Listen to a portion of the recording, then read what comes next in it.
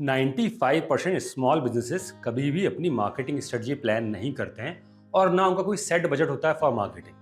Because उनको लगता है पता नहीं मार्केटिंग करेंगे तो रिजल्ट मिलेगा या नहीं मिलेगा और कहीं ये पैसा खराब ना हो जाए। और ये एक बहुत बड़ा रीजन है उनका ग्रो ना होने का। Because marketing should be a continuous process, ये रुकनी नहीं चाहिए। और आप माने या ना माने, लॉन्ग टर्म शॉर्ट टर्म दोनों में मार्केटिंग आपको रिजल्ट देती है। और रही बात कि कॉस्ट इफेक्टिव नहीं है या रिजल्ट नहीं आएगा, तो आज मैं आपको 7 टिप्स दे रहा हूँ, 7 ऐसे सीक्रेट बता रहा हूँ जो हर स्मॉल बिजनेस को यूज करना चाहिए in their marketing to get more result. Hi, I am Pushpendra Singh Jadaun, your business growth coach, और मैं आपके day to day business challenges को सॉल्व करने में आपकी हेल्प करता हूँ। तो चलिए शुरू करते हैं। For small businesses, marketing meaning to help, marketing meaning to serve. इसका मतलब आपका जो प्रॉस्पेक्ट है और जो आपका ऑडियंस है, आपको उसकी हेल्प करनी है टू मेक बेटर डिसीजन। और ये बहुत आसान काम है बिकॉज आप डेली वो काम करते हैं, आप डेली बताते हैं कि आप क्यों अच्छे हैं, और वही कंटेंट आपको ई बुक, वीडियो और क्रिएटिव के थ्रू अपने कस्टमर को भेजना है। जब भी आप ये जो हेल्प करने वाला कंटेंट देते हैं ना, जो उनका डिसीजन अच्छा करे, ये वो लोग सेव करते हैं, शेयर करते हैं, इस पर ट्रस्ट करते हैं और आपको याद रखते हैं। तो आज से ही प्लान कर लीजिए कि आपका 80% बजट होना चाहिए कंटेंट मार्केटिंग पे, ऐसा कंटेंट क्रिएट करने में जो आपके कस्टमर को डिसाइड करने में हेल्प करे। एक बहुत सिंपल सी मार्केटिंग ट्रिक है जो हर बड़ी कंपनी यूज करती है और हम स्मॉल बिजनेस को यूज करना भूल जाते हैं, और वो है क्रिएटिंग स्टोरीज। आप एक स्टोरी अपने ब्रांड के बारे में बता सकते हैं, अपने खुद के बारे में बता सकते हैं, अपनी सर्विसेज के बारे में बता सकते हैं कि आप ऐसा क्यों कर रहे हैं। और ये बहुत इजीली कनेक्ट होती है आपके ऑडियंस से, बिकॉज हम बचपन से स्टोरीज सुनते हुए आए और हम स्टोरीज के ऊपर ट्रस्ट करते हैं, एंड इसका रिजल्ट बहुत शानदार होता है। तो कोई एक स्टोरी क्रिएट करिए जो आप अपने कस्टमर के साथ शेयर कर सकते हैं। और आपको लगता है कि ये यूज़ नहीं होती, तो अभी का एक बहुत अच्छा एग्जांपल देता हूँ। आपने आए दिन आजकल ऐड देखे होंगे आदिवासी तेल के लिए। अब वो तेल मैंने भी आज तक यूज़ नहीं किया है, लेकिन वो चल रहा है, लोग खरीद रहे हैं बिकॉज उन्होंने एक स्टोरी बताई है कि कैसे वो बहुत सारी जड़ी बूटियाँ लाते हैं, उनको मिक्स करते हैं और एक तेल बनाते हैं, जिस तेल के थ्रू उनके बाल भी बहुत अच्छे हुए। तो ऐसी कोई भी स्टोरी अगर आपके पास है जो आप शेयर कर सकते हैं, तो आपके मार्केटिंग के रिजल्ट कम से कम दुगने तो हो ही जाएंगे। अब मुझसे बहुत बार लोग पूछते हैं कि सर, अगर हमारे पास मल्टीपल प्रोडक्ट्स हों तो हम कैसे मार्केट करें। तो देखिए, अगर आपके पास मल्टीपल प्रोडक्ट्स हैं या मल्टीपल सर्विसेज हैं, 2, 3, 4, तो मैं बोलूँगा सबकी स्ट्रेटजी अलग होनी चाहिए, सबकी मार्केटिंग कम्युनिकेशन अलग होनी चाहिए। सबको एक मत करिए। फॉर एग्जाम्पल, हिंदुस्तान यूनिलीवर ने 3 अलग अलग प्रोडक्ट्स बनाए, 3 अलग अलग सोप बनाए, 3 अलग अलग ऑडियंस के लिए। ऐसे ऑडियंस जिनको साबुन सस्ता चाहिए, साथ में लंबा चले, उसके लिए उनके पास लाइफ बॉय था। ऐसे लोग जो कुछ लग्जरी चाहते थे पर पैसा ज़्यादा नहीं देना चाहते थे, तो उनके लिए उन्होंने लक्स बनाया। और ऐसे लोग जिनको अपनी स्किन से प्यार है, कुछ स्पेशल चाहिए, पैसे की परवाह नहीं है, तो उनके लिए डव बनाया। अब अगर आप खुद सोचिए, हिंदुस्तान यूनिलीवर एक ही ऐड में तीनों साबुन लगा दे तो उसका कोई सा भी साबुन नहीं बिकेगा, और यही आपके लिए भी है। तो अगर 2-3 अलग अलग प्रोडक्ट या सर्विसेज हैं, तो पहला काम करिए कि सबके लिए अलग अलग कम्युनिकेशन बनाइए और उसके ऊपर मार्केटिंग करिए।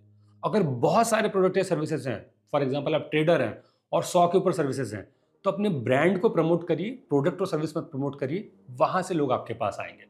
और तीसरा तरीका जो बहुत सिंपल है कि अगर आपके पास 7, 8, 10 प्रोडक्ट हैं जो आपस में कनेक्टेड हैं, तो उस प्रोडक्ट को या उस सर्विस को प्रमोट करिए जो ईजिली सेल हो सकती है, जो सस्ती हो, जिसमें आप अच्छे हों, जिसकी मार्केट में डिमांड हो।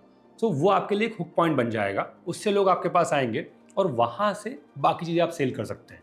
बहुत सिंपल सा एग्जांपल है मैकडोनल्ड्स। मैकडोनल्ड्स हमेशा आलू टिक्की को सेल करता है। हाँ, उसके 80% जितने एड्स होंगे उसमें आप देखोगे वो आलू टिक्की बोल रहे हैं। और रीज़न बहुत सिंपल है, हम आलू की टिक्की से कनेक्ट कर पाते हैं, वहाँ पहुँचते हैं और बाकी चीज़ें ले लेते हैं। या आलू टिक्की हमको सस्ती लगती है, उसके कारण हम मैकडी जाते हैं और बाकी सामान भी परचेस कर लेते हैं। तो आपको भी ऐसी ही कोई मार्केटिंग स्ट्रेटजी प्लान करनी पड़ेगी जब आपके पास मल्टीपल प्रोडक्ट्स या मल्टीपल सर्विसेज हो। जो नेक्स्ट पॉइंट है स्मॉल बिजनेस की मार्केटिंग में, उसमें लगभग हर स्मॉल बिजनेस कहीं ना कहीं गलती करता है। वो अपनी ऑडियंस डिफाइन नहीं करता। वो कहते हैं हर कोई मेरी ऑडियंस है, और ये सबसे बड़ी मिस्टेक है। बिकॉज जब तक आपकी ऑडियंस डिफाइन नहीं है, तब तक आप उसके लिए राइट मैसेज नहीं बना सकते। जब तक ऑडियंस डिफाइन नहीं है, तब तक आप चैनल चूज नहीं कर सकते। तो कम से कम 5 या 7 फिल्टर लगाइए, जिससे आप पता कर सकें कि आपकी ऑडियंस कौन सी है, कौन सी सही ऑडियंस है। उसके बाद होगा क्या, आपका चैनल सेट होगा, आपका कम्युनिकेशन सेट होगा और आपका मार्केटिंग बजट सही जगह लगेगा। तो 7, 8, 5 कुछ भी, कम से कम 5 फिल्टर तो होने चाहिए आपके ऑडियंस को डिफाइन करने के लिए। एज, जेंडर, लोकेशन, उनका बाइंग बिहेवियर, बहुत कुछ हो सकता है। ऐसे बहुत कुछ फिल्टर हो सकते हैं। अपनी मार्केटिंग टीम के साथ बैठिए और डिसाइड करिए कि आप कैसे अपने ऑडियंस को डिफाइन करेंगे। अब जो ये अगला सीक्रेट है, अगर आपने इसको ढंग से क्रैक कर लिया तो मैं सीरियसली बोल रहा हूँ आपके मार्केटिंग के रिजल्ट डबल हो जाए। और वो जो सीक्रेट है वो है क्रिएट अ डिफरेंशिएटर पॉइंट। अब डिफरेंशिएटर पॉइंट का मतलब कोई ऐसी चीज जो आपको बाकी कॉम्पिटिटर से अलग करती हो। वो कोई सर्विस हो सकती है, वो कोई गारंटी हो सकती है, वो कोई बेनिफिट हो सकता है, कुछ भी एक ऐसी चीज जो आपको बाकी लोगों से अलग करे और वो आपके कस्टमर को अट्रैक्ट करे। तो जो पहला फायदा होगा वो तो ये होगा कि लोग आपको याद रखेंगे उसके कारण, और दूसरा जिनके लिए वो पेन पॉइंट होगा वो सबसे पहले आपके पास आएंगे।